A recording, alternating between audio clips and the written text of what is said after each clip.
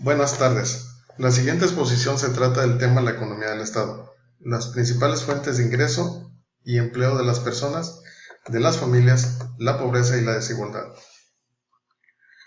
Que como antecedentes en la presente exposición, decidí investigar la pobreza como sus causas y la desigualdad como consecuencias, ya que es un tema de gran pertinencia social y política por los efectos que se tienen sobre la vida de las personas, así como por sus graves consecuencias sobre el desempeño económico, la integración social y la solidaridad en las comunidades.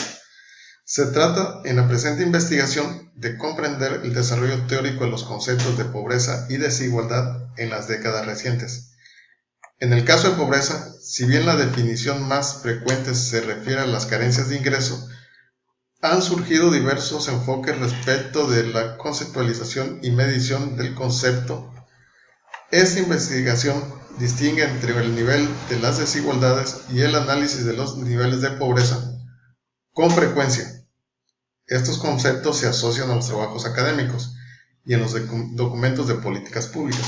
Sin embargo, concentrarse en las desigualdades permite profundizar en las repercusiones sociales específicas de la concentración de los recursos y el acceso a las oportunidades y a las relaciones entre ellos. Esto se ha constituido en una gran categoría de análisis cada vez más importante en el campo de las ciencias sociales.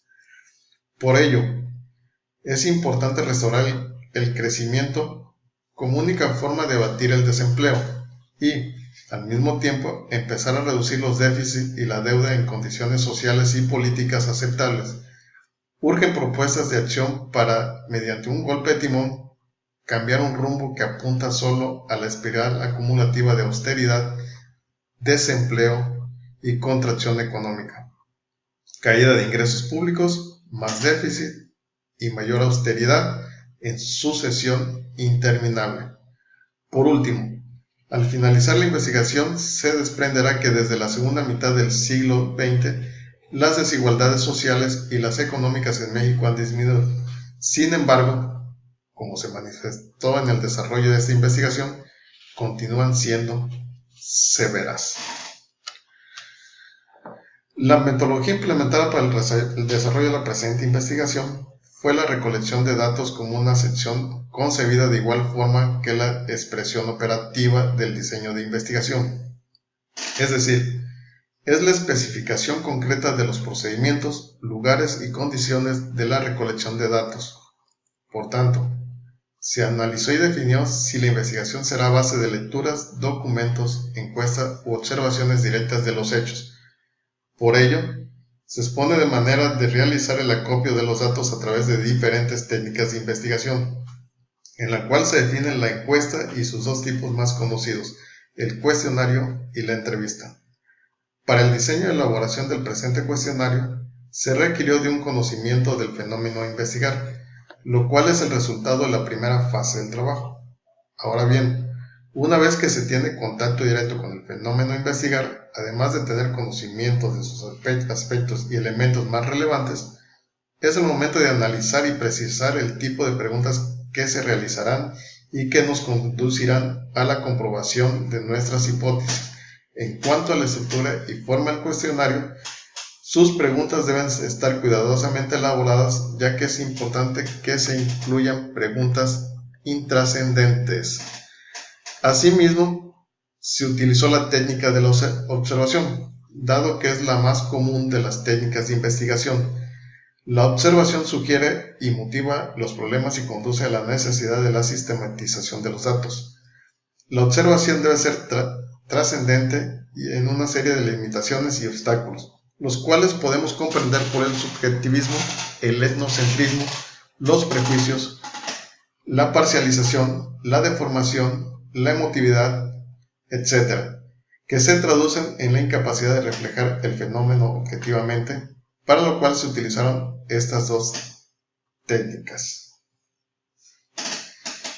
En la escala de medición, cualquier investigación científica requiere un ejercicio de medición de los elementos que constituyen el proceso de investigación. Para ello se utilizan las escalas de medición, que se definen como la serie de valores ordenados gradualmente, distribuidos en un punto inicial y otro final. Ahora bien, Para que una escala en la presente investigación se considere objetiva, debe contar con los siguientes aspectos: confiabilidad y validez. Para la presente investigación se genera una escala nominal, ya que representa no solo una lista que tiene que ver con las diferentes posiciones que pueda presentar la variable, sin definir o presentar algún tipo de jerarquía, llevándonos a realizar el plan de trabajo. Aquí es donde entramos directo en el tema, los resultados que dentro de la macroeconomía en México, donde el país es un simple peón en el tablero internacional de ajedrez, se encuentra en una etapa de severa y avanzada enfermedad. La incidencia delictiva o la corrupción apenas son síntomas de un mal mucho más grave. El mal se llama shock and awe, conmoción y pavor, doctrina militar inventada en 1996 por Harlan K. Ullman y James P. Witt, investigadores de la Universidad Nacional de Defensa de los Estados Unidos, con el propósito central de que esta doctrina, que no escatima modalidades políticas, consiste en impulsar la descomposición y decadencia de un país por default. La crisis financiera, formalmente inaugurada en 2008, no es un hecho aislado, sino parte de un ciclo de trastornos desencadenados desde 1973. En él se inscribe la quiebra de la intermediación financiera Lehman Brothers y de Islandia como un país, detonadores de la irresuelta gran recesión de la economía mundial. Lo novedoso dentro de este ciclo es el estallido de la crisis financiera en los centros imperiales, por no hablar de ese enfermo crónico llamado Japón. Ello explica la creciente atención que todos los analistas geopolíticos serios le dan a los BRICS: Brasil, Rusia, India, China y Sudáfrica.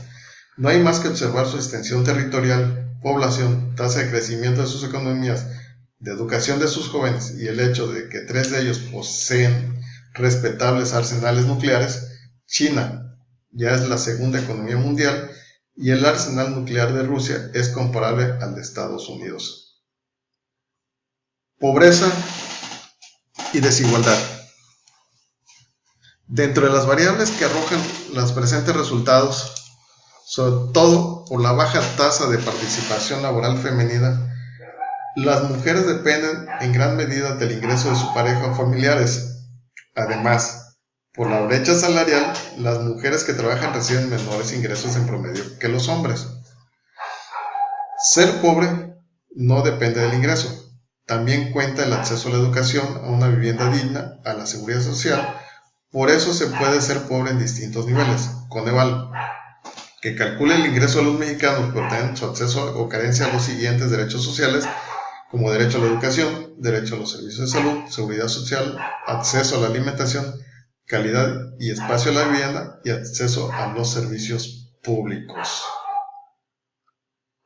En la encuesta, el 30% de los entrevistados considera que la falta de recursos para salir adelante y el 20% considera que no tener estudios, así como el 20% considera que no tener un empleo son condicionantes para ser pobre. Sin embargo, hay problemas con este concepto de pobreza, como la privación absoluta. En primer lugar está la cuestión de que si es posible o no que una medida de ingreso realmente pueda captar lo que entendemos por personas que viven en situación no razonable de pobreza extrema, con lo que el 40% de nuestros encuestados considera que ser extremadamente pobre es no tener nada y el 20% optó por considerar que el no tenerla indispensable para vivir, que todas las cosas que permiten llevar una vida racional puedan traducirse fácilmente en mercancías comprables. Por lo anterior, nos dice que el 30% de las personas encuestadas consideran que existen pobres porque las personas no trabajan lo suficiente. La posible causa del modelo asistencial del gobierno se ha convertido en un alivio de la pobreza. Sin embargo, para mejorar el combate a la pobreza y a la desigualdad, el gobierno debe atender primordialmente en política social y propiciar igualmente de oportunidades. De acuerdo con los encuestados, el 60% considera que primero se debe atender la educación y la creación de empleos, ya que no todos tienen como objetivo erradicar la pobreza. Aunque ha mejorado la cobertura de servicios, el rezago educativo y la carencia de acceso de la población, la pobreza es aún sensible. Los encuestados consideran factible en un 30% colaborar con el gobierno y un 20% resolver el problema de la pobreza. Asimismo, manifiestan que es importante considerar varios de los rubros preguntados, ya que sin duda creen que no solamente uno de los rubros sea necesario para acabar con la pobreza, más sin embargo consideran que el 30% es prioritario que se genere más empleo. Por otro lado, solamente el 10% considera que se debe acabar con la corrupción para acabar con la pobreza. Así, las personas nacidas en pobreza siguen teniendo la posibilidad muy limitada de ascender en la escala social, por lo cual 7 de cada 10 personas consideran que existe discriminación hacia la gente pobre. De hecho, tenemos una de las tasas de movilidad social ascendentes más bajas. Además, como los ingresos laborales de los trabajadores se han estancado desde 2007, aún con talento y esfuerzo, el panorama de la movilidad es muy desalentador. Asimismo, 5 de cada 10 personas están totalmente de acuerdo en que la gente pobre es más conformista. En este tenor, el 60% de las personas considera que la corrupción como el principal problema de la agenda pública en materia de pobreza y desigualdad, porque los escándalos se han hecho más fuertes y frecuentes. Esto propició la creación del Sistema Nacional Anticorrupción y la Oficina para devolver al pueblo lo robado. En México, la población opina que las leyes se respetan poco o nada en el país, dado que la confianza en los partidos políticos y diputados está por debajo del 20% y la confianza en la policía está por debajo del 34%. Asimismo, el costo de la corrupción, según Forbes Stat, oscila entre el 2% y el 10% del Producto Interno Bruto. Conclusiones. En conclusión, el impacto de la política fiscal más restrictiva sobre la inversión y por lo tanto sobre el crecimiento dependerá de la eficacia con la que se emplean estas alternativas. 2019 será crucial en este aspecto. ¿Es pobreza? Sí, pero es más aún la enorme desigualdad de condiciones, incluso éticas, que hacen que nuestro país dé un paso hacia adelante y 5 para atrás. En los datos, la desigualdad no es solo en materia económica, sino también de poder. México es un país que ha encontrado un nicho de oportunidades en las necesidades de la población.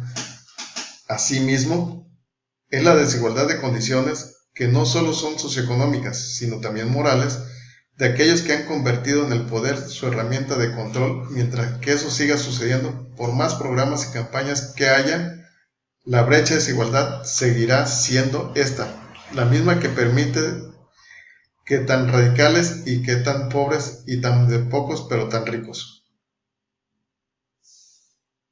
Recomendaciones.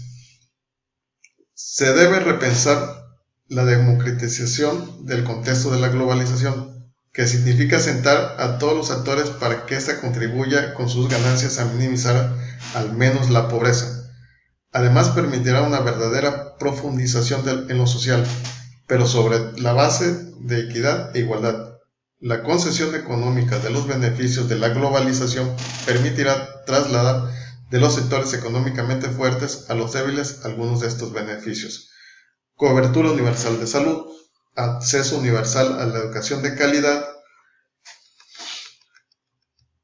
transferencias monetarias a familiares pobres, tributación progresiva.